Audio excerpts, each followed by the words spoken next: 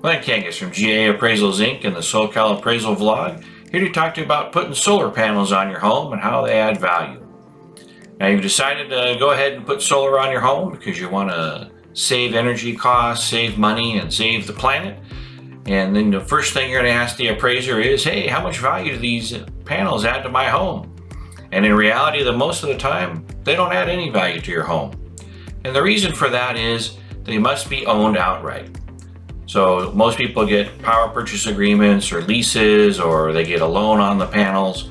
And most loans are classified as personal property as far as the solar panels go. So unless you own the panels outright, the appraiser is not likely going to be able to give you value.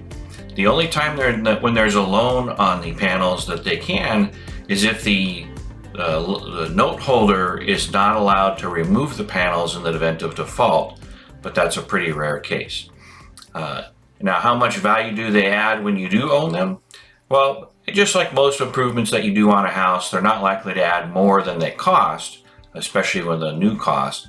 Right now, we're seeing the cost of installing panels runs anywhere from $3 a kilowatt to $4.5 a kilowatt. And the majority of the times, the panels, when new, are generating in the neighborhood of $2 to $2.50 per watt. Sometimes you get $3 per watt. And then the older they get, because of degradation and just the loss of life on them, you tend to lose value on that front too when you have a current value. So we'll do a cash flow analysis, discounted cash flow analysis to determine the current value. And what we're seeing, again, for the most part, is about $2 to at most $3 per kilowatt on your solar panels. So the next thing you want to ask is, what happens if we get the power purchase agreement or the lease? It's no money down, that type of thing.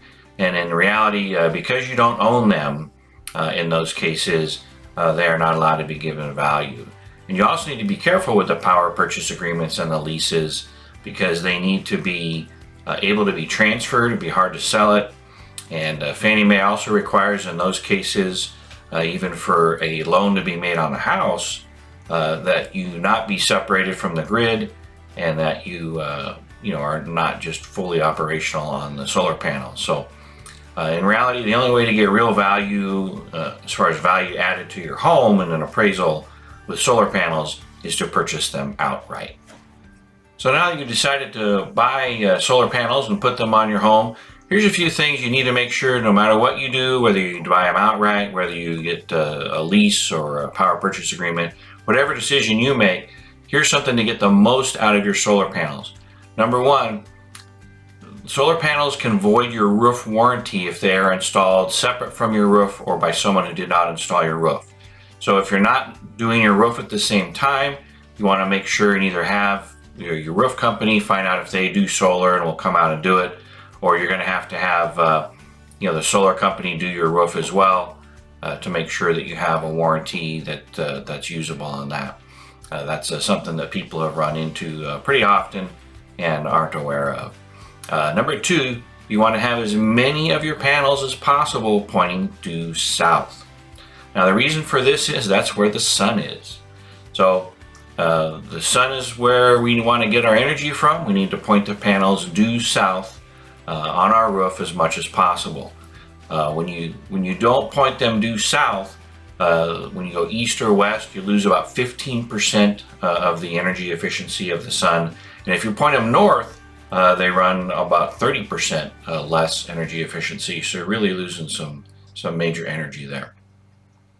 The other thing you want to do is have them put at an angle on your home. You don't want them flat on your roof. They're supposed to be slightly less than the latitude of where you live. So we're at about 33 to 34 degrees latitude here in Southern California in most areas. So you want the panels to be at an angle of about 30 degrees, again, pointed due south to get maximum energy from the sun. Now, if you're going to be getting an appraisal done on your home for a refinance or something like that, you're going to need some information for the appraiser. Number one, if you have at least or power purchase, just tell them that so that they can note that. But again, in that case, they can't give them value. And if you have a loan, you need to get them the information on that so they can determine how the loan is structured and if it can be given value in that situation. Now, if you own the panels outright, what the appraiser is going to need is what's called the plan set. The solar installer will give you that at the time of installation, and the plan set will give them all the specs on what angle they're on the roof, the installation date, the size of the panels, the size of the inverters, and the size of the system. And that's all important for the appraiser to help determine the value that you need for those solar panels.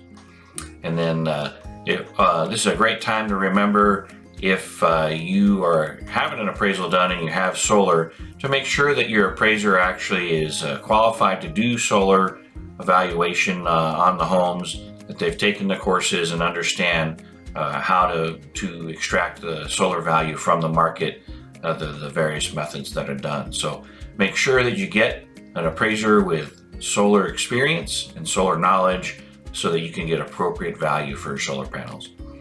So that's a little information to help you there if you decide to get solar panels on your home and how they affect your appraisals and the value. And until the next time, I can't wait to help you make informed real estate decisions. If you have any appraisal questions, you can call me at 626-803-4593, or you can email me at galappraisalsinc@gmail.com, and I'll always be happy to help you make informed real estate decisions.